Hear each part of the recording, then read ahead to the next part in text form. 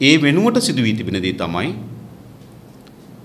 ඇතගත්තුත් ජනාධිපති ලෙස ගෝඨාභය රාජපක්ෂත් අගමැතිවරයා ලෙස මහින්ද රාජපක්ෂත් අමාත්‍ය ධූර කීපයක වගකීමක් ලෙස චමල් රාජපක්ෂත් ඒ වගේම ජනාධිපතිවරයාගේ විවිධ කාර්ය සාධක බලකායවල ප්‍රධානීක් හැටියට බැසිල් රාජපක්ෂත් ඒ කියන්නේ පවුලක් රට පාලනය කරමින් තිබෙනවා. මේ කිසිසේත්ම ප්‍රජාතන්ත්‍රවාදී මූලධර්මයන්ට හෝ ජනතාවගේ ජනතා පරමාධිපත්‍යයන්ට හෝ යටත් පාලනයක් නොවේ. ඒ නිසා කල් නොඉක්මවා මැතිවරණ පැවැත්විය යුතු තිබෙනවා. මොකද ජනතාවගේ ජනවරමකින් විවස්සාදායක පිහිටුවා ගත යුතු බැවින්. හැබැයි එහිදී අපි අවධාරණය කරන මූලික කරුණු තුනක් තිබෙනවා. එක මැතිවරණ වෙනුවෙන් මැතිවරණ ක්‍රියාදාමයේ හේතු කොටගෙන අපේ රටේ කිසිදු පුරවැසියෙක් කොරෝනා වසංගතයේ ගොදුරක් බවට පත් නොවිය යුතුයි. ඒ වගේම මේ මැතිවරණ සඳහා ලක්ෂ ගණනක රාජ්‍ය සේවකයන් මැදිහත් වෙනවා. දැන් අලුතෙන් ගත්ත සෞඛ්‍ය නිලධාරීන්ගේ මැදිහත් වීමක් පවා මැතිවරණ කොමිසම් සභාව අපේක්ෂා කරනවා. එනිසේම මැතිවරණ මෙහෙයවීම සඳහා මැදිහත් වෙන කිසිදු නිලධාරියෙක් ඒ ආරක්ෂක නිලධාරී වෙන්න පුළුවන්, සෞඛ්‍ය නිලධාරී වෙන්න පුළුවන්, පරිපාලන ශාස්ත්‍රය වෙන්න පුළුවන්. මේ සෑම නිලධාරියෙක්ම ජීවිත අනතුරටපත් නොවිය යුතුයි මැතිවරණ හේතු කොටගෙන. තුන්වෙනි කරුණ දේශපාලන ව්‍යාපාරයන්ට තමන්ගේ මතය ජනතාව වෙත ගෙන යාම සඳහා සාධාරණ වටපිටාවක් නිර්මාණය විය යුතුයි. ඒ මූලික කොන්දේසි තුනට යටත්ව මැතිවරණ කොමිසම් සභාව විසින් අධිකරණයට දැනුම් දුන් පරිදි අගෝස්තු මාසයේ මැතිවරණ පැවැත්විය යුතු කියන ස්ථාවරයක අපි ඉන්නවා. ඒ තව දුරටත් කල් නොයා යුතුයි. මේ මැතිවරණයේදී අපි හිතනවා ජාතික ජනබලවේගයේ ලෙස අපි ප්‍රබලතම කණ්ඩායමක් ඉදිරිපත් කොට තිබෙනවා. ඒ වගේම මේ මැතිවරණයේ සුවිශේෂී වාතාවරණයක් යටතේ පළමු එක තමයි ආණ්ඩුව බලයට පත් වී මාස 6කට වැඩි කාලයක් ගත වූාට පසුව තමයි මේ මැතිවරණය එන්නේ. නොවැම්බර් මාසයේ ගෝඨාභය රාජපක්ෂ ජනාධිපතිවරයා බවට පත් කරගන්න තමන්ගේ සාම්ප්‍රදායික ඡන්දදායකයාට අමතරව විශාල සමාජ තීරු දායකත්වයේ සපයා තිබෙනවා. කියන්නේ සාම්ප්‍රදායික රාජපක්ෂ කඳවුරේ පාක්ෂිකයාට එහා ගියපු යම් සමාජ තීරු ගෝඨාභය රාජපක්ෂ ජනාධිපතිව කර ගැනීම සඳහා මැදිහත් වී තිබෙනවා, ක්‍රියාකාරී වී තිබෙනවා, ඡන්ද ප්‍රකාශයටපත් කොට තිබෙනවා. හැබැයි මාස 6ක් ඉක්මවා යාමට පෙර ඒ සමාජ තීරුන් වෙත, සමාජ කණ්ඩායම් වෙත ලබා දෙන ලද එකඟතාවයන් සහ පොරොන්දු සියල්ල අලිය මුළු කෙළ පිටක්සේ විසිකොට තිබෙනවා. බලන්න. පළමුවෙන්ම කිව්වා ඕ රාජ්‍ය පාලනයේදී මැදිහත් කරගන්නේ ඒ ශේස්ත්‍රවලට අත්දැකීම් තිබෙන විශේෂඥ ඥානය තිබෙන කණ්ඩායම් මේ කිව් ප්‍රකාශයක් කරා. හැබැයි රාජ්‍ය ආයතන සභාපති ධූර අධ්‍යක්ෂක මණ්ඩල පිරවීම බලපුවාම වැඩි පංගුවක් තිබෙන්නේ පැරණි පන්නේම කණ්ඩායම්. සමහර දූෂිත යෝජනා තිබෙනවා, සමහරට අපරාධ චෝදනා තිබෙනවා. මෙවැනි කණ්ඩායම් වලින් තමයි රාජ්‍ය ආයතන පිරෙන්නේ. එනිසා යම් සමාජ කණ්ඩායමක් අපේක්ෂා කරා නම් ජනාධිපතිවරණයේදී මේ රටේ රාජ්‍ය ආයතන මෙහෙවීම සඳහා එහිට සාක්ෂිතාවයක් තිබෙන, ඒ පිළිබඳ නිපුණතාවයක් තිබෙන කණ්ඩායම් හරහා මේ ආයතන පාලනය විය යුතුයි කියලා එය අද මිත්‍යාව බවට පත් වී තිබෙනවා. ඒ වගේම යම් ආර්ථික සහන ප්‍රමාණයක් අපේක්ෂා කරා. එහෙම සමාජ කණ්ඩායම් මැතිවරණයේදී ඡන්ද ප්‍රකාශ කරා. ඔවුන් ඔබ දකින්නදී අර මා දැක්ක එක කතිකෙක් වේදිකාවකදී ලබා දෙනවා යයි කියන පොරොන්දු ලැයිස්තුව දිහා බලපුවා. කැබිනි මව්වරුන්ට ආහාර, ලදරුවන්ට කිරිපිටි ගෙදරට අඩු මිලට ගෑස් නේ මට මේක බලපුවාම පේන්නේ මේ ගෙදර කුස්සියට ඇවිල්ලා උයලා පියලා දෙන්නේ නැතිව අනිත් ඔක්කොම කරලා දෙනවා කියලා. එහෙම සමාජ තීරුවක් ආමන්ත්‍රණය කරා. හැබැයි මොකද වී තිබෙන්නේ? ඒ ආර්ථික බලාපොරොත්තු සහිතව මේ පාලන ගොඩනගා ගන්නා ලද සමාජ තීරුන් වල අපේක්ෂාව බිඳ වැටී තිබෙනවා. දැන් ඒකට හේතු කරන්න හදනවා මොකද්ද? කොරෝනා වසංගත තත්ත්වය. එහෙම නෙවෙයි. ජනවාරි මාසේ තමයි විශ්‍රාම වැටුප නතර කරේ වැඩි කිරීමට නියමිත තිබුණා. ජනවාරි මාසේ තමයි රාජ්‍ය සේවයේ පරිපාලන නිලධාරීන් සහ ඒ විධායක නිලධාරීන්ට ලබා දෙන්න තිබුණු රුපියල් 15000 නතර කරේ. මාර්තු 1 සිට තමයි වත්තේ වැඩ කරන කම්කරුවන් සඳහා වතු කම්කරුවන් සඳහා රුපියල් 1000ක දෛනික දීමනාව ලබා දෙන්න එකඟතාවය පළ කරේ. ඒ සියල්ල බිඳවට්ටවා තිබෙනවා. ඒ විතරක් නෙවෙයි. කොරෝනා වසංගතයේ ඇතුළේ අද මොකද වී තිබෙන්නේ? 5000 ලබා දීමේදී ඒ වගේම ආර්ථික විශාල සමාජ තීරු කඩා වැටීමට ලක් වී තිබෙනවා. ඔවුන්ගේ ජීවිතය ගොඩ නැන්වීමේදී අසාර්ථකභාවයක් පෙන්වන්නට තිබෙනවා. අවසානයේදී ආණ්ඩුව කුස්සිය වටකොට බදු ගහන ප්‍රතිපත්තියකට අවිලා තිබෙනවා. කුස්සියට ගිහිල්ලා රාක්කේ දිහා බැලුවොත් අපිට පේනවා මිරිස් කුඩු, කහ කුඩු, සුදු ලූණු, ලූණු, සීනි, පරිප්පු, සැමන්ටින් එකක් දෙකක්. ඒවා පෙවුනට ඇත්තටම තියෙන රාක්කයද බඩු නෙවෙයි බදු. මේකයි ගහලා තියෙන්නේ. ඒ නිසා ආර්ථික යම් ප්‍රතිලාභයක් අපේක්ෂා කරපු සමාජ කණ්ඩායමක් තිබුණා නම් ඒ සමාජ කණ්ඩායමත් ආණ්ඩු කරේ අප්‍රසාදයටපත් වී තිබුණා. ඒ වගේම තව සමාජ කණ්ඩායමක් අපේක්ෂා කරා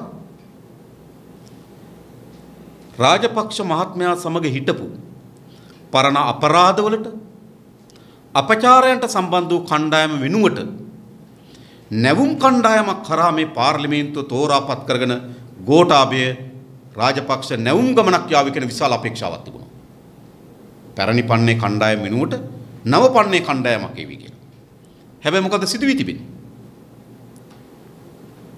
නොවැම්බර් මාසයේ ජනාධිපතිවරණයේදී ඡන්දෙ දෙනකොට ගෝඨාභය සමග අලුත් ගමනක් අලුත් පිරිසක් එක කියලා අපේක්ෂා කරා නම් අද සිදු වී තිබෙන දේ තමයි පැරණි ගමන පැරණි කණ්ඩායමත් එක්ක බව දුප්පු වී තිබෙනවා. ඔබ දැක්කොත් සියලු ලේස්තු ගත්තොත් පසුගිය ඒ කියන්නේ මහින්ද රාජපක්ෂ ජනාධිපතිවරයාම එක වෙලාවකදී හිටපු ජනාධිපතිවරයා හැටියට පරාදුවට පසුව කිව්වා අපි අතින් වැරදි වී සිදු වී තිබෙනවා. අපි හොරකම් කරපු ඇමතිවරු රැක්කා කිව්වා. මම කිව්වා.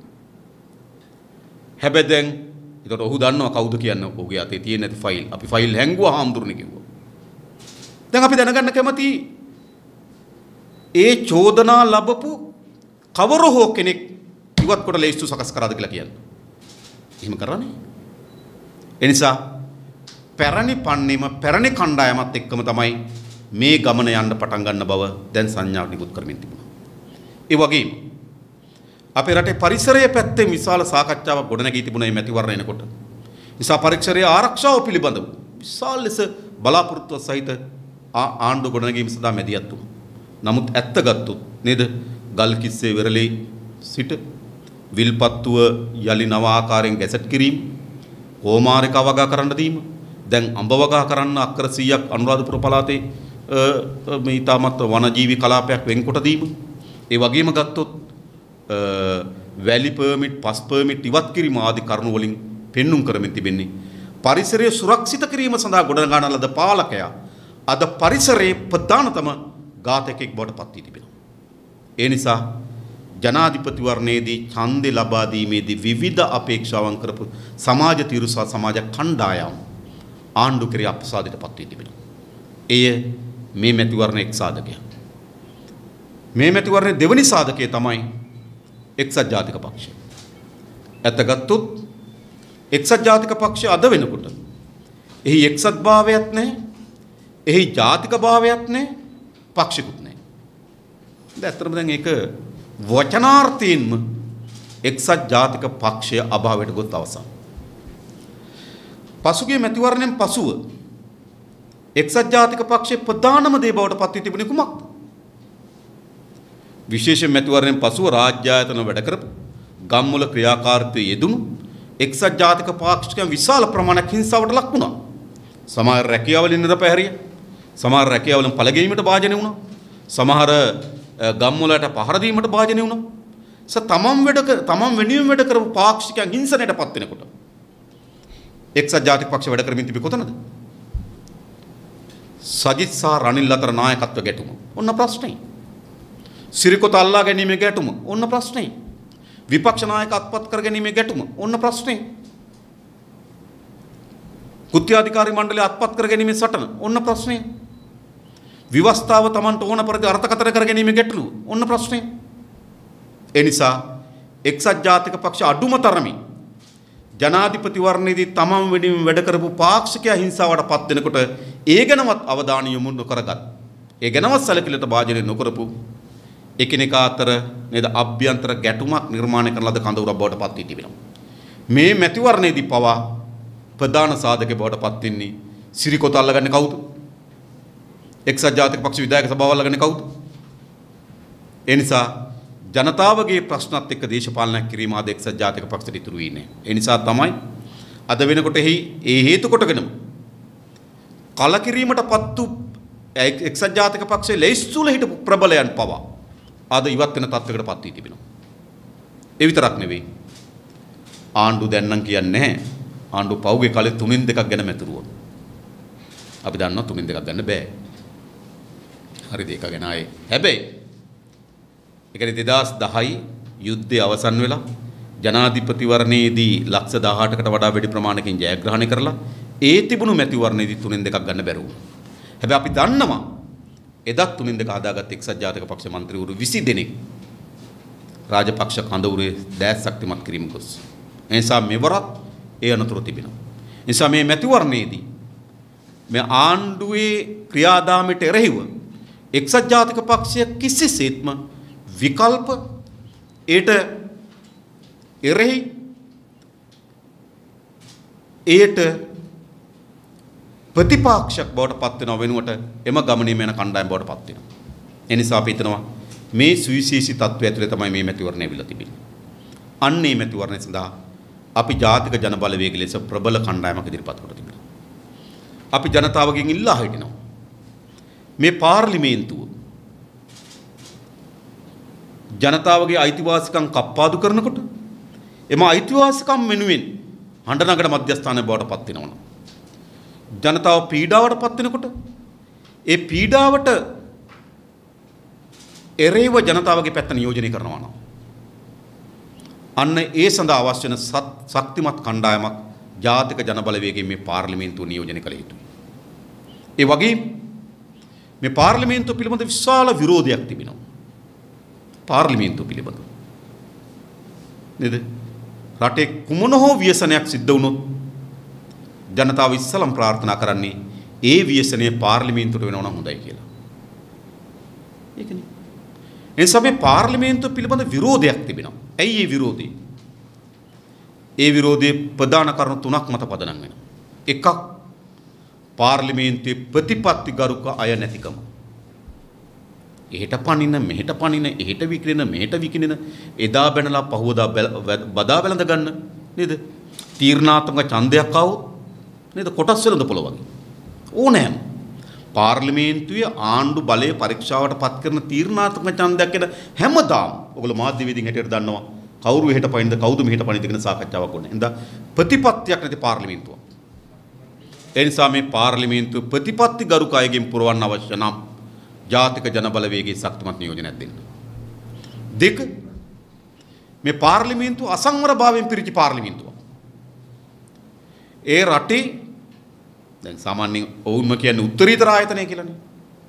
හැබැයි උත්තරීතර ආයතනය කියන එකට සාමාන්‍ය ජනවාරයේදී ගවමඬුව කියන දක්වා ඇවිල්ලා තිබෙනවා. මේ ඇවිල්ලා තියෙන ගවමඬුවක් මේ කියන තත්ත්වයට ඇවිල්ලා. එයි මේකේ හැසිරීම සමහර අය පී අරගෙන එනවා. සමහර අය මිරිස් කුඩු අරගෙන එනවා. සමහර අය පුටු වලින් ගහ ගන්නවා. ප්‍රධාන ධර්ම ග්‍රන්ථ වලින් ගහ ගන්නවා. නේද? අසභ්‍ය වචනෙන් බැන ගන්නවා. එළි වෙනකම් බුදියනවා ඕකේ. මොකද මේ වෙලා තියෙන්නේ? ඒ නිසා මේ අශිෂ්ටත්වයේ කේන්ද්‍රස්ථානය බවට පත් වී තිබෙන පාර්ලිමේන්තුව ශිෂ්ටත්වයේ මධ්‍යස්ථානය බවට පත් කරන්න නම් ජාතික ජනබලවේගයේ ප්‍රබල කණ්ඩායමක් මේ පාර්ලිමේන්තු නියෝජනය කළ යුතුයි. තුන්වෙනි කරුණ මේ පාර්ලිමේන්තුවට විරුද්ධ වෙන්න අපරාධකරුවන්. මේ පාර්ලිමේන්තුව ප්‍රධාන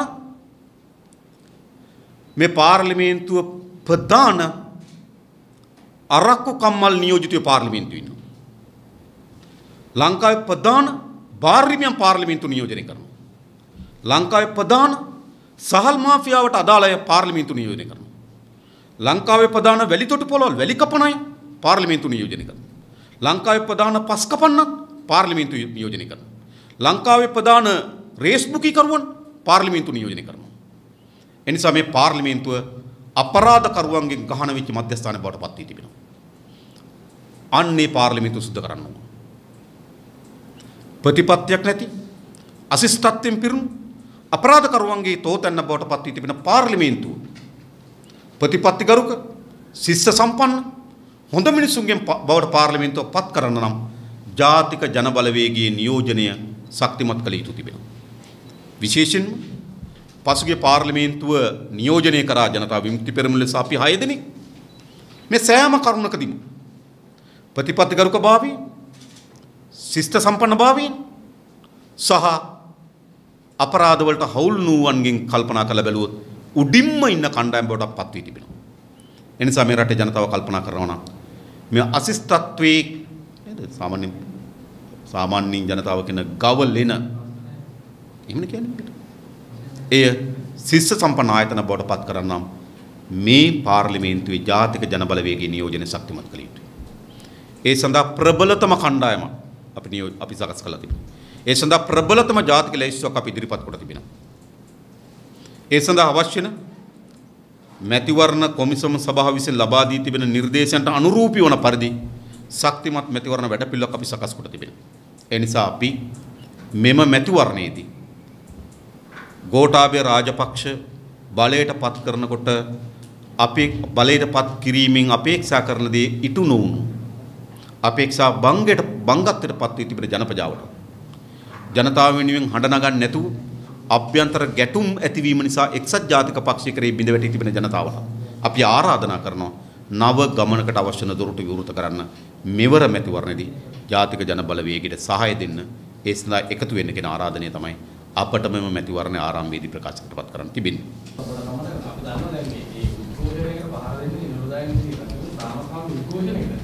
එතකොට නිරෝධායන නීති උල්ලංඝනය කරපු අමතන සාමාජික කාර්යාලය පොලිස් ආරක්ෂාවක් බලුපරි.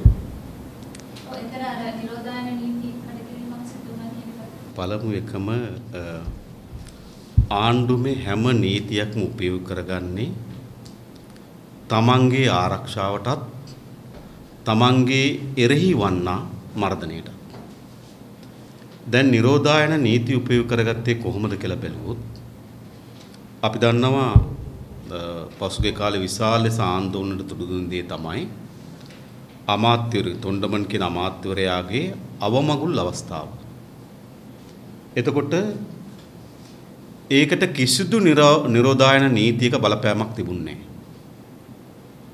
එතකොට ආණ්ඩුව එතනදී නිරෝධායන නීති වලට එරෙහිව කටයුතු කරනවා නෙවෙයි නිරෝධායන නීති උල්ලංඝනය කිරීම සඳහා උත්තේජනයක් දෙනවා ඒ වෙලාවේ ආණ්ඩුව. ඒ වගේම සෞඛ්‍ය අංශ විසින් නිවැරදි ලෙස වාර්තා කොට තිබුණා දැනුම් දී තිබුණා ලංකාවට ඇතුළත් වෙන සෑම පුරවැසියෙක්ම ඔහු විදේශිකයෙක්ද ඔහු ලාංකිකයෙක්ද ඔහු තානාපතිකා සබත්තා තිබෙන කෙනෙක්ද ඒ කිසිදු ભેදකින් තොරව ඒ හැම කෙනාම ගුවන් තොටුපළේදී PCR පරීක්ෂණ භාජන කළ යුතුයි කියලා. හැබැයි ඇමරිකන් එක්සත් ජනපදයේ තානාපති නිලධාරියෙක් එය උල්ලංඝනය කරනකොට ආණ්ඩුව අතපය අකුලගෙන ඉන්නවා. ඒ වගේම පහුගිය දවස්වල ඔබ දකින්න ඇති ආණ්ඩුවට හිතවාදී උද්ඝෝෂණ මා දැක්ක ඊයේ මැතිවරණ කොමිසම ඉදිරිපිට උද්ඝෝෂණ සිදු වෙනවා ආණ්ඩුවේ ආරක්ෂා කරන. ඒ වගේම සිරිකොත ඉදිරිපිට එක්සත් ජාතික පක්ෂයේ අභ්‍යන්තර ගැටුම ඒක ආණ්ඩුවට හිත කරයි. එසේ අභ්‍යන්තර ගැටුම පෝෂණය කිරීම සඳහා වෙන උද්ඝෝෂණයේදී ආණ්ඩුව නිහඬ වෙනවා. හැබැයි ආණ්ඩුව ප්‍රශ්න කරන උද්ඝෝෂණයෙන් හිදී ආණ්ඩුව ප්‍රහාරය දෙන තත්ත්වයක් නිර්මාණය වී තිබෙනවා. ඒ නිසා විශේෂයෙන්ම පෙරටුගාමී සමාජවාදී පක්ෂය විසින්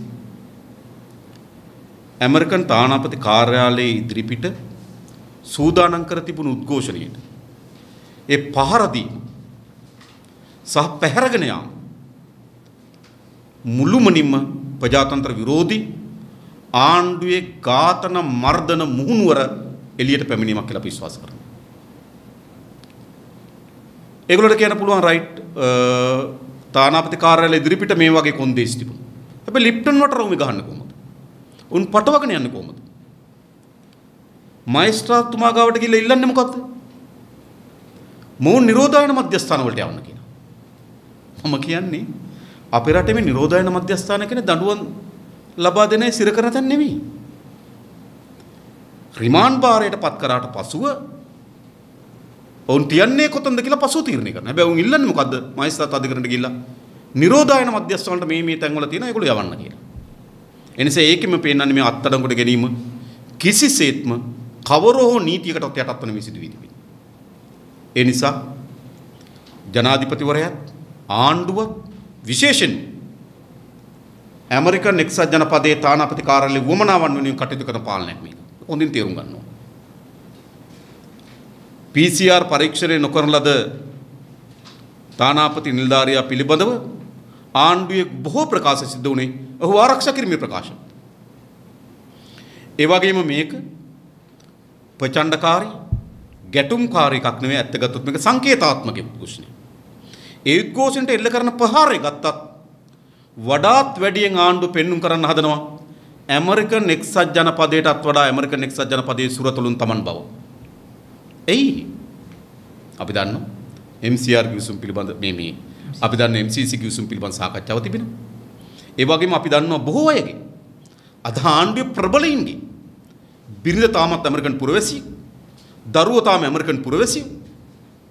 ඒ නිසා මාතෘභූමියට ලාංකීය මාතෘභූමියට එල්ල වෙන තරජනයකට වඩා වැඩියෙන් ඔවුන් සැලකිල්ල බාරන කරනවා තමන්ගේ ඇත්ත මාතෘභූමිය ඇමරිකාවට එරෙහි වෙල්ල වෙන තරජනය. ඒ නිසා ඒ සනිටුවන් කිරීම තමයි ඊයේ උද්ඝෝෂයෙන් සිද්ධ වුණේ. ඒ නිසා එය ආණ්ඩුව තමන්ගේ මර්ධනකාරී ක්‍රියාදාමයේ ඉදිරියට ගෙන යාම සඳහා ආරම්භකම අවස්ථාව කියලා අපි දකිනවා. ඒ ආරම්භක අවස්ථාවේ තියෙන භයංකාරත්වය ඒ විදියටම තීරුම් ගන්නනේ පරාජයටපත් කළ යුතු නිස්තාවරය අපි ඉන්නවා. මේකේ රටේ ව්‍යසනකාරී තත්ත්වයක් තිබීදී මේ වගේ උද්ඝෝෂණ රැලි නියමිතතාවයකින් යුතුද නම් අපේ රටේ ප්‍රශ්න කරලා දෙන්නේ අපේ රටේ ජනතාවගේ ප්‍රශ්න කරලා මේ වගේ කරන්නේ. එක තොණ්ඩමන්ගේ මලගෙදර. එනම් ආණ්ඩුව මුළු මනින්ම රටේ එවැනි ව්‍යසනකාරී තත්ත්වයක් තිබෙනවා. මේ පාලනය කිරීම සඳහා මහජනයාගේ සහාය අවශ්‍යයි. කින ප්‍රතිපත්තිය වගේම හැසිරවීමක් පෙන්වන්න කළ යුතුයි. මෙතන තියෙන දෙබිඩිත්වය දහස් ගණන් ගෙනලා මලගෙවල් කරන්න පුළුවන්. ආණ්ඩුව කොහොමද ජනතාවට කියන සාමකාමී උද්ඝෝෂණ කරන්න එපයි කියලා? ඔබ ඒක පිළිගන්නවද? ඔබ සාධාරණීකරණය කරන්නේ ආණ්ඩුව අභ්‍යන්තරෙම පෙන්눔 කොට තිබෙනවා එවැනි ව්‍යසනයක් නොමැති බව. බන්දුණු ගුණවර්ධන සංගීත ප්‍රසංග තියන්න පුළුවන්. සමහර නාලිකාවලට සංගීත ප්‍රසංග තියන්න පුළුවන්. එන ටිකට් එක කර්ෆියු පාස් එකක් ඇතුළත පාවිච්චි කරන්න කියන්න පුළුවන් මාධ්‍ය නාලිකාවලට. මත තබා ගන්න. ඒ නිසා ආණ්ඩුව නිරෝධායන තත්වයක් මේ ව්‍යසනයත් උපයෝග කරගෙන තිබෙන්නේ ආණ්ඩුවට එරෙහිවන්න මර්ධනය කරන්න. ඒ නිසා පළමු කොටම රාජ්‍ය පැත්තෙන් ඒ ආදර්ශය ලබා දී යුතු තිබුණා. එසේ ලබා දීමකින් තොරව විපක්ෂයට පමණක් එමට අනිකුත් මහජන ව්‍යාපාරයන්ට පමණක් එම නීති ගැනීම වැරදි කියන එක තමයි අපේ ප්‍රතිපත්තිය. මේ අත්‍යවුඩ ගෝලීය වශයෙන් COVID-19 පවතින තාක්කල් අපේ රටේ මේ දැන් ආණ්ඩුව ඒකට ගියොත් ආණ්ඩුවට හැම වෙලාවෙම මේ අනුතර පෙන්නලා ජනතාවගේ සාධාරණ උද්ඝෝෂණ මැඩ පැවැත්වීම සඳහා සාධාරණ මත පෙන්වීම මැඩ පැවැත්වීම සඳහා කටයුතු කරන්න පුළුවන්. ඒ විතරක් නෙවෙයි ඔබ දන්නවද? මේ ඔක්කොම ASCII ආණ්ඩුව ඡන්දය තියන්න කොච්චර උත්සාහ කරනවද? කොච්චර උත්සාහ කරාද? ඒතකොට දෙබිඩිත් වෙන්නේ තියෙන්නේ. ඒ වගේම විදේශගත ශ්‍රමිකයන් ගෙන්වීම පිළිබඳව ඒකට ප්‍රෝදාන ප්‍රශ්න කරනවා. ඇත්තටම ගත්තොත් මේක ඉතාම සංවේදී ප්‍රශ්නයක්. සාමාන්‍ය ලංකාවේ ඇතුලේ ජීවත් වෙන පුරවැසියන් තුළ මානසිකත්වයක් හැදෙන්න පුළුවන්. රට තුළ යම් පාලිත තත්වයක් ඇති කොට තිබෙන නිසා විදේශගත ශ්‍රී ලාංකිකයන් පැමිණීම රට තුල මේ ඇති වී තිබෙන පාලිත තත්ත්වයේ යම් ප්‍රමාණයකට අර්බුදයට ලක් වෙන්න පුළුවන්. ඒ නිසා ජනතාවගේ මනෝභාවයක් එන්න පුළුවන් ගේන්න නැත්තම් හොඳයි කියලා. ඔක වෙන්න පුළුවන්. මම කියන්නේ සාමාන්‍ය ස්වභාවික. හැබැයි ආණ්ඩුවක වගකීම තිබෙන්නේ ඒ රට තුල ජීවත් වෙන පුරවැසියන්ට පමණක් නොවේ. තමන්ගේ රටේ පුරවැසියෙක් කවර තැනක ජීවත් වෙනවාද ඒ හැම පුරවැසියෙක් පිළිබඳ වගකීමක් බැඳීමක් ආණ්ඩුවට තියෙනවා. ඒක ආණ්ඩුවේ වගකීම. දැන් අපි ගත්තොත් විශේෂයෙන්ම මේ අසරණ භාවයට පත් වී තිබෙන මැද පෙරදිග කලාපයේ ජීවත් වෙන පුරවැසියන් විශාල ප්‍රමාණයක්. රැකියාවට ගිහපු අය. ඒ අයගේ ප්‍රධාන වශයෙන් කුවේට් රාජ්‍ය ගත්තොත් පාස්පෝර්ට් එක නැති අය ගොඩක් ඉන්නවා. සමහර අය තියෙන පාස්පෝර්ට් එක නැහැ. පාස්පෝර්ට් එක තියෙනවා වීසා නැහැ. අවසර කාලේ ඉක්මවා ගොස් තිබෙනවා. එනිසා ඔවුන් විශාල පාසල් ගොඩනැගිලි වල ගාල් කරලා තිබෙනවා. ඔවුන්ටම රෝගය පැතිරීමේ අනතුරක් තිබෙනවා. පැතිරලා තිබෙනවා. මිය ගොස් තිබෙනවා. එතකොට මේ පුරවැසියන්ගෙන් අපි අපේ මාතෘ භූමියට ගෙන යන්න කියලා ඉල්ලීම අතිශය මානසික වගේම යුක්තිසහගතයි. එයි මේ කිසිවෙක් ගියේ මේකේ බහුතර ප්‍රමාණයක් විදේශගතුනේ විශාල මාලිගා හදා ගැනීම බලාපොරොත්තු වෙන්නේ නෙවෙයි.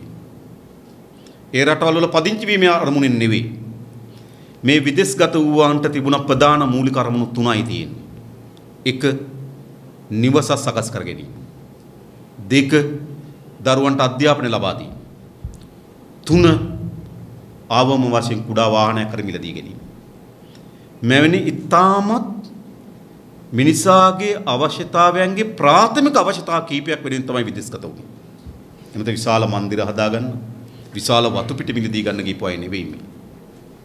ඔවුන්ට නිසි ආදායම් මාර්ගයක් නොමැතිකම නිසා, දරුවන්ට අධ්‍යාපනය ලබා දෙන්න තමන්ට වත්කමක් නැති නිසා, නොතෙමින් ඉන්න ගෙයක් දොරක් හදාගන්න තමන්ට වත්කමක් නැති නිසා, තමන්ට ගමන් පාසු සඳහා බයිසිකලයක්, ත්‍රිවිල් රථයක්, කුඩා වෑන් රථයක් මිලදී ගැනීමට වත්කමක් නැති නිසා, එනිසා ඔවුන්ගේ මූලික අවශ්‍යතාවයන් සපුරා ගැනීම සඳහා තමයි තමන්ගේ දරුවා දාලා අම්මා, තමන්ගේ ස්වාමියා දාලා බිරිඳ, තමන්ගේ බිරිඳ සහ දරුවන් දාලා ස්වාමියා විදේශගත වී තිබෙනවා.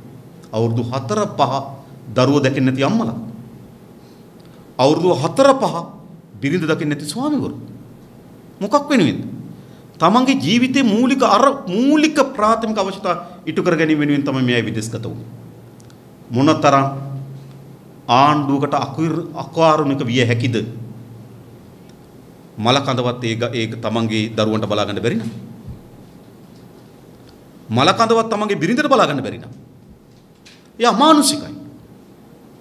එනිසා ආණ්ඩුව සැබෑ ජනතාවගේ ආණ්ඩුවක් නම් ආණ්ඩුව මේ විදේශගත ශ්‍රී ලාංකිකයන් ලංකාවට ගෙනීම සඳහා විධිමත් වැඩපිළිවෙලක් ආරම්භ කරන්න ඕන. මා දැක්ක එක മന്ത്രിවරයෙක් කියනවා ගෙනලා තියන්න තැන්නේ. ඒගොල්ලන්ට කියනවා මේ අය ගෙනලා තියන්න කියන්නේ ඒගොල්ලන්ගේ ගෙවල් අස්සේ නෙවෙයි. ඒක මත තියාගන්න. ඒ වගේම තව තමන්ගේ දේශපාලන සහ තමන්ගේ අයථාගත දෙනුවල කණ්ඩායමට එන්න විවෘත කරනවා. එහෙමත් දීලා තියෙනවා. නේද? අපි දැක්කා එක රට සීසෙල්ස් රටෙන් ගෙනාව තව කණ්ඩායමක් ගේන්න දැන් අවසර ලබා දීලා තියෙනවා. ඇයි ඒගොල්ලන්ට ධනය සහ බලය තියෙනවා. අරගොල්ලෝ ගමේ ජීවත් වුණු අහිංසක මිනිස්සු අද අඬ ඒ රටවල ජීවත් වෙනවා. මෙහි දෙමව්පියෝ තමන්ගේ දරුවට මොකද උනේ කියලා හූල්ලමින් ඉන්නවා. තමන්ගේ බිරිඳ ජීවත් වෙයිද නැද්ද කියලා ස්වාමියා කනගාටු වෙමින් ඉන්නවා. දරුවෝ තමන්ගේ තාත්තගේ මූණ බලා ගන්න බැරි වෙයිද පුළුවන් වෙයිද කියලා හූල්ලමින් ඉන්නවා. එහෙම තත්ත්වයක් ඇති වී තිබෙනවා. ඒ පුරවැසියන් ලංකාවේ කොරෝනා වසංගත තත්ත්වය අර පාලිත තත්ත්වෙ බිඳීමට ඉඩකඩ නොදීන වැඩපිළිවෙල කරා ගෙන්නන්න. අපි දේශපාලන පක්ෂයකට කතා කරලා තීන්දුවකටත් ආවා. දැනට වාර්තා වෙලා තිබෙනවා 40000කට ආසන්න ප්‍රමාණයක් ලංකාවට එන්න ඉල්ලුම් කරලා තිබෙනවා කියලා. හරි ආණ්ඩු 20000ක් බාර ගන්න අපි 20000ක් බාර ගන්නවා. අපි ලෑස්ති.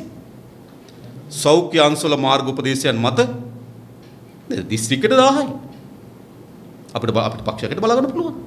ආහාර පාන ලබා දෙමින් ඔවුන්ට අවශ්‍ය නිරෝධායන සෞඛ්‍ය අංශ විසින් ලබා දෙන නිරෝධායන මඟ පෙන්වීමට යටතේ අපි බලා ගන්නවා. 20000ක් ආණ්ඩුව බලා ගන්න 20000ක් අපි බලා ගන්න ගෙනත් දෙන්න. එයි අපේ රටේ කිසිදු පුරවැසියෙක් කොතනකවත් මිය ආයිතු නැහැ. මව්බිය දිහා බලාගෙන තමන්ගේ දරුවන්ගේ මුහුණ බලන්න බැරුව, තමන්ගේ දරුවන්ට තමන්ගේ මල කඳ බලන්න බැරුව විදේශ මියගත යුතු නැහැ. මම හිතන්න ඉස්සලා මේ ඇමතිවරු ජනාධිපතිවරු තමන්ගේ බිරිඳට එහෙම වුණා නම් කියලා කල්පනා කරලා බලන්න. තමන්ගේ දරුවට එහෙම වුණා නම් කියලා කල්පනා කරලා බලන්න. මේ වෙලාව තිබෙන්නේ ඈත ගම්වල අහිංසක අම්මා තාත්තගේ දරුවන්ට ස්වාමියාට බිරිඳට. ඒ නිසා තමයි අපි කියන්නේ මේ ගෙන්වීම සඳහා නිසි වැඩ පිළිවෙලක් හදන්න දේශපාලන ව්‍යාපාරයකට අපි අපේ පංගුව උපරිමයෙන් ඒ සඳහා ලබා දෙන්න සූදානම්. මේ සමාජීය නතර යම් ගැටමක් ඇතිවන ආකාරයේ ප්‍රකාශ වේදවසල ප්‍රශ්න ඒ වගේම ඇතුළතනේ නිකින්ගෙන ප්‍රාදානවත් චෝදනාවක් එකක් තමයි මැතිවරණ කොමිසම අතර ඇතුළේ ගැටුමක් නැති බව සභාපතිතුමා කියලා තියෙනවා. ඒ අපි දන්නේ නැහැ හොඟේ සාකච්ඡාවම සභාපතිතුමා කියලා තිබුණා අපි අභ්‍යන්තර ගැටුමක් නැහැ කියලා. හැබැයි මැතිවරණ කොමිසම හා මැතිවරණ කොමිසම සභාව හා ආණ්ඩුව අතර ගැටුමක් තියෙනවා. ඇත්ත ගත්තොත් ඒක. මොකද්ද මේ ගැටුමේ හරය? එකක් අපි තේරුම් ගන්න ඕනකම තිබෙනවා. මැතිවරණ කොමිසම අපේ රටේ ස්වාධීන මැතිවරණයක් පැවැත්වීම සාධාරණ මැතිවරණයක් පැවැත්වීමේදී හැමදාම බාධාව බවට පත් කරලා තිබෙන්නේ පාලන බලය හොබවන පාලකයන්.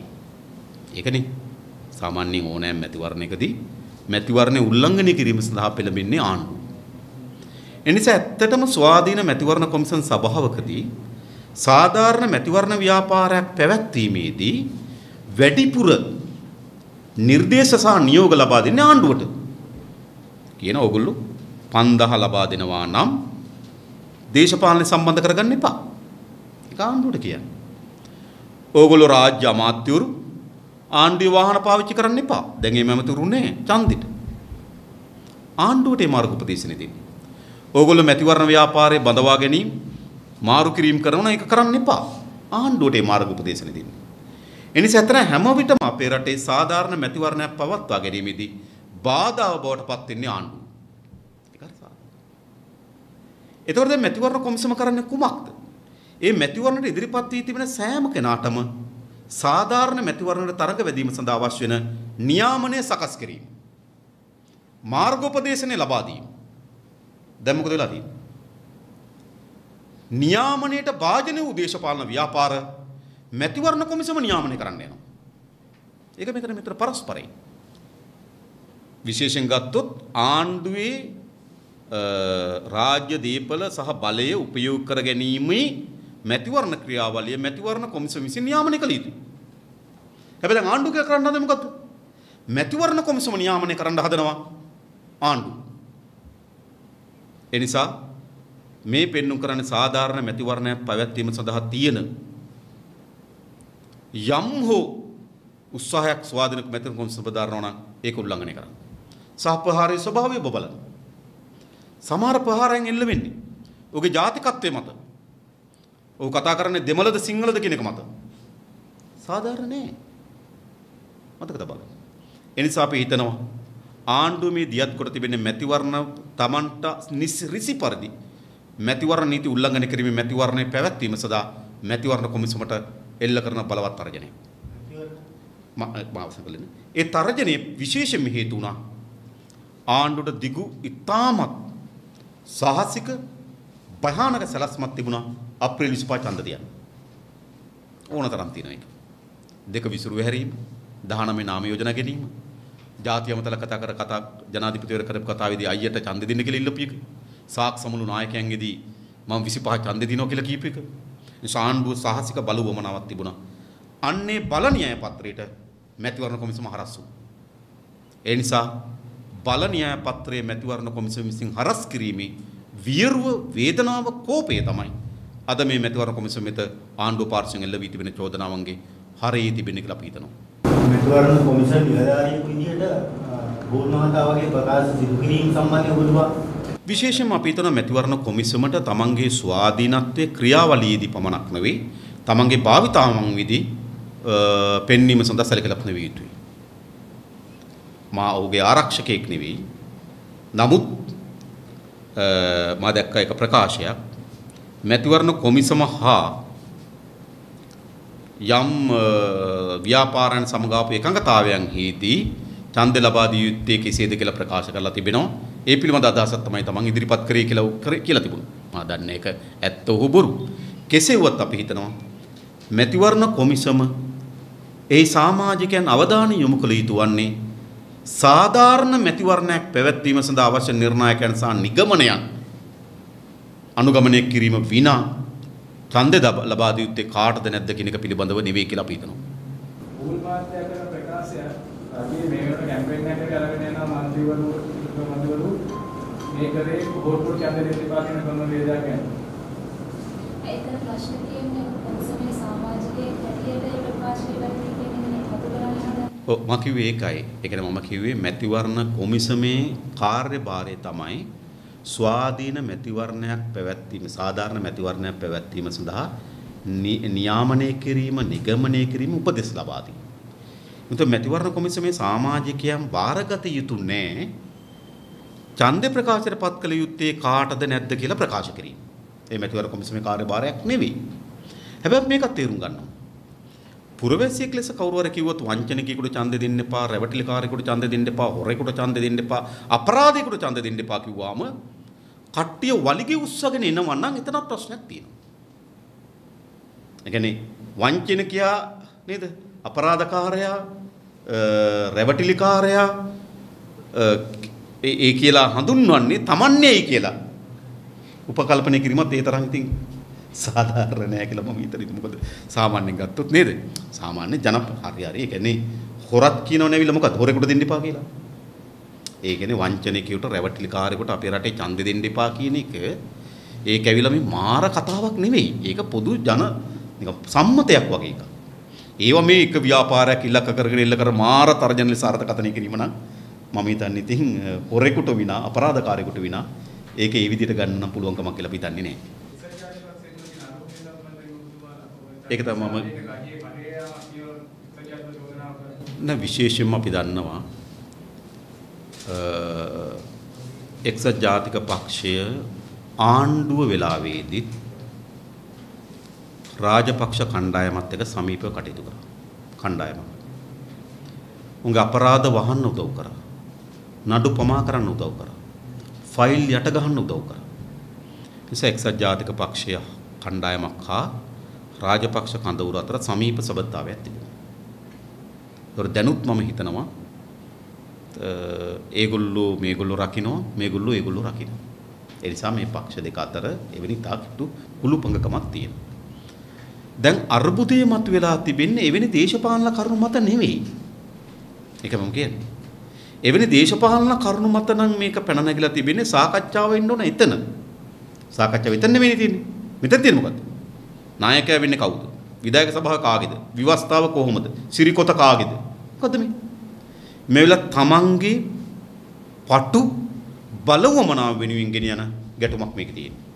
එහෙම නැතුව ප්‍රතිපත්තීන් පිළිබඳ ගැටුමක් මෙතන නැහැ. ඒ නිසා මම හිතන්නේ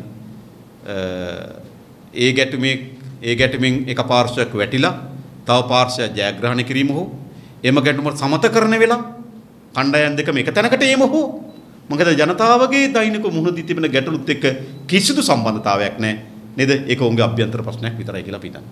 එක්සත් ජාතික පක්ෂයේ ප්‍රතිනිධීන් චෝදනා කරනවා සමග ජනබලවේගයෙන් චෝදනා කරනවා නෑ මේ කාණ්ඩ ව්‍යාපෘතිය ආණ්ඩුවේ තමයි මේ ජාතියේ සුළු පිටස කඩේ යන්නේ. ඒක කොහොමද දකින්නේ? ඒ කියන්නේ තුනෙන් දෙක මම දන්නවා මේ කණ්ඩායම් දෙකේම ආණ්ඩුවත් එක්ක ගනුදෙනු කරපුවා ඉන්නවා. කරන අය ඉන්නවා. ඒගොල්ලෝ ආණ්ඩු කරනකොටත් රාජපක්ෂලත් එක්ක ගනුදෙනු කරපු කණ්ඩායම මේ දෙකේම ඉන්නවා. හොඳද? ඒගොල්ලෝ නෑ කිව්වොත් මම නම් කියන්න. මම දන්න නිසා කියන්නේ. ඒ නිසා ඒගොල්ලෝ අර එක අයෙකුට ආණ්ඩුවේ කොටස් කරු අනිත් කට්ටිය ආණ්ඩුවේ නෙවෙයි කියන එකේ පළක් නැහැ. මේගොල්ලෝ ආණ්ඩුවත් එක්ක ඉන්නේ. හරිද? මේගොල්ලෝ ආණ්ඩුවත් එක්ක ඉන්නේ. ඒතකොට මේ බෙදීමේදී ඔය ප්‍රතිපත්ති සාධක සැලකිල්ලක් කරගත්තේ නැහනේ. මේ බෙදීම සැලකිල්ල ගත්තකොද? මාත් එක්ක එන අය මාත් එක්ක. ඒත් එක්ක යන එක ඒත් එක්ක. ඒ කියන්නේ එනවාද නැද්ද කියන සාධකේ තමයි සැලකිල්ලක් කරේ. එමෙත හොරෙක්ද නැද්ද කියලා සැලකිල්ලක් කරේ නැහැ. අපරාධකාරයෙක්ද නැද්ද කියලා සැලකිල්ලක් කරේ නැහැ. ආණ්ඩුවත් එක්ක ඩීල් තිබ්බද නැද්ද කියලා සැලකිල්ලක් කරේ නැහැ. සැලකිල්ලක් කරේ මාත් එක්ක ආවොත් මාත් එක්ක ඌත් එක්ක ගියොත් ඌත් එක්ක උත්තරයි. ඕකනේ මේ සැලකිලි වාදන කියන්නේ. නේද? ඒක ප්‍රතිපත්ති ලෙස ආණ්ඩුවත් එක්ක ඩීල් දාපු අය අපි ගන්නෑ. එහෙම එකක් ආවේ නෑ අතන. ඒගොල්ලෝ ආණ්ඩුවේ ඉන්නකොට රාජපක්ෂල රැකපු අය අපි ගන්නෑ. එහෙම ප්‍රතිපත්ති සාකච්ඡාවක් ආවේ නෑ. හම්බන්තොට වරාය විකුණුවට කෑ ගහපු අය අපි ගන්නෑ. විකුණපු අය අපි ගන්නවා. ඒ වගේ සාකච්ඡාවක් ආවේ නේ. දැන් කිසිදු ප්‍රතිපත්තියක පදනම් වෙච්ච සාකච්ඡාවක් නෙවෙයි ඔක. ගැටුමක් නෙවෙයි ඔක. හුදු තනි බලවමනා වෙනුවෙන් ගැටුමක් හොයද. ඒ ජනතාවගේ හෝ රටේ හෝ මූලික ගැටලුත් කිසිම සම්බන්ධයක් නැති බෙදීමක්.